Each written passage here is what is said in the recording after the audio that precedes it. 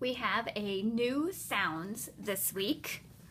We have O-O, and when you see O-O together, it goes oo or So when I see O-O, I know it can go oo, like in moon, or it can go like in book. So go ahead and say that. Oo, like in moon, or like in book.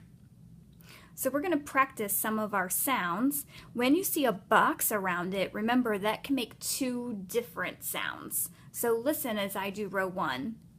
Aw, oo or oi, r, ow or o, e, ow, oo or a, oi, oo or e, ow, Go ahead and practice those sounds with a partner.